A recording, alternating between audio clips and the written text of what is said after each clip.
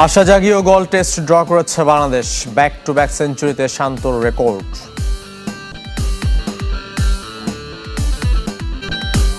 Coach কাবরেরার হাতে Cuba মিচেলের ভাগ্য। প্রবাসী ফুটবলার জায়ান হাকিমের জন্য শীঘ্রই শুরু হবে আনুষ্ঠানিক প্রক্রিয়া।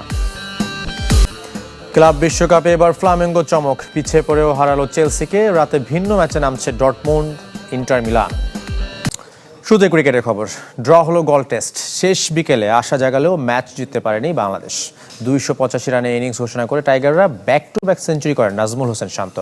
শ্রীলঙ্কার সামনে টার্গেট দাঁড়ায় 296 রানের। তবে 4 উইকেটে 72 রানের দিন শেষ করে শ্রীলঙ্কা।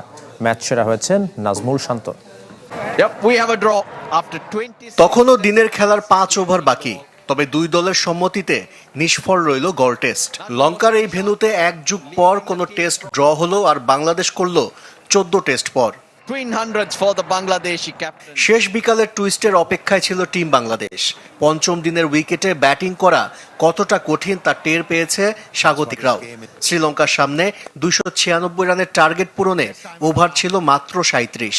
দুই ওপেনার পাথুম নিসানকা ও লাহিরু উদারা মেরে খেলার চেষ্টাও করেন, তবে উইকেটের সুবিধা পেতে শুরু করা টাইগার স্পিনারদের সামলাতে পারেননি। অভিষিক্ত লাহিরু উদারা স্টাম্পিং এর শিকার। পরের ওভারে নাইম হাসানের ঘূর্ণিতে বিদায় নেন প্রথম ইনিংসের সেঞ্চুরিয়ান পাথুম নিসানকা। এরপর প্রতিটা বলে সংগ্রাম করতে থাকেন বিদায়ী টেস্ট খেলতে নামা অ্যাঞ্জেলো ম্যাথিউস ও দীনেশ চান্দিমাল।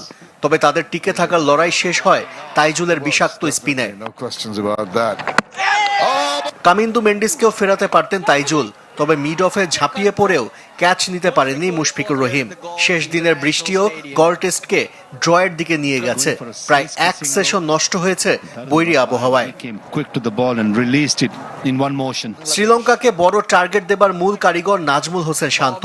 মুশফিককে নিয়ে নতুন দিন শুরু করেন টাইগার অধিনায়ক। হাফ সেঞ্চুরি থেকে মাত্র 1 রান দূরত্বে বিদায় নেন মিস্টার ডিপেন্ডেবল। ভাঙে 109 রানের জুটি। লিটন দাস ও জাকের আলীর আউট ছিল দৃষ্টিকটু, তবুও হাল ছাড়েননি নাজমুল শান্ত। ব্যাক টু ব্যাক সেঞ্চুরি করে হাজারো সমালোচনার জবাব দেন টাইগার ক্যাপ্টেন। প্রথম বাংলাদেশি হিসেবে দুইবার এক টেস্টের 2 ইনিংসে সেঞ্চুরির কীর্তি গড়েন নাজমুল শান্ত। 285 রানে ইনিংস ঘোষণা করে বাংলাদেশ। 125 রানে অপরাজিত এ বাঁহাতি ব্যাটার। ড্র দিয়ে টেস্ট চ্যাম্পিয়নশিপ চক্র শুরু বাংলাদেশের, তবে পয়েন্ট টেবিলে সবার উপরে। হঠাৎ বৃষ্টির কারণেই ইনিংস ঘোষণায় দেরি করেছে বাংলাদেশ। তবে ম্যাচ ড্র করেও খুশি টাইগার অধিনায়ক নাজমুল হোসেন শান্ত। সাম্প্রতিক বাজে পারফরমেন্সের পর গোল টেস্ট থেকে দল আত্মবিশ্বাস পেয়েছে বলেও জানান তিনি। জয় দিয়ে রাঙাতে না পারলেও সম্মানজনক বিদায়ে খুশি লঙ্কান অলরাউন্ডার অ্যাঞ্জেলো ম্যাথিউস। গোল এবারও দুহাত ভরে দিয়েছে বাংলাদেশি ব্যাটারদের। ম্যাচ ড্র হলেও 2 ইনিংসে সেঞ্চুরি করে আলো কেড়েছেন নাজমুল হোসেন শান্ত। প্রথম বাংলাদেশি হিসেবে দ্বিতীয়বার তার এমন কীর্তি। যদিও ব্যক্তিগত অর্জনের চেয়ে দলের জন্য অবদান রেখে খুশি টাইগার অধিনায়ক। Feels very good to contribute for the team, so really happy. ড্রয়ের জন্য খেলেছে বাংলাদেশ। আরেকটু আগে ইনিংস ঘোষণা করলে জয়ের চিন্তা করা যেত। তবে নাজমুল হোসেন শান্তর দাবি, বৃষ্টি ওলটপালট করে দিয়েছে পরিকল্পনা।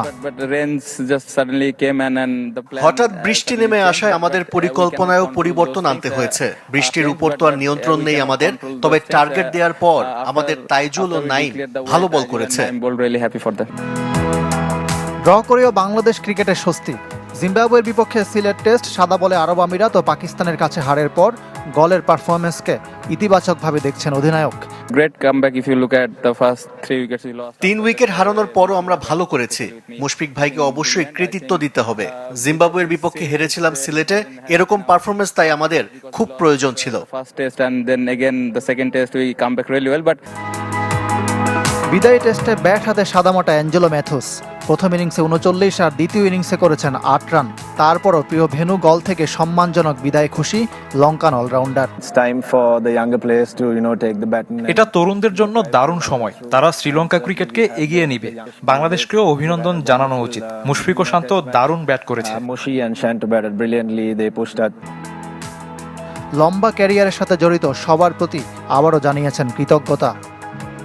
এদিকে চট্টগ্রামে প্রথম অনুশীলন করেছে সাদা বলের ক্রিকেটাররা। বীরশ্রেষ্ঠ শহীদ লেফটেন্যান্ট মতিউর রহমান ক্রিকেট স্টেডিয়ামে দুপুরে অনুশীলনে নামেন তানজিদ তামিম, তাওহিদ হৃদয়রা। হালকা ওয়ার্ম আপের পর স্কিল ট্রেনিংয়ে নামেন ক্রিকেটাররা। তানজিদ তামিম, নাইম শেখ, পারভেজ ইমন লম্বা সময় নেটে ব্যাটিং করেন।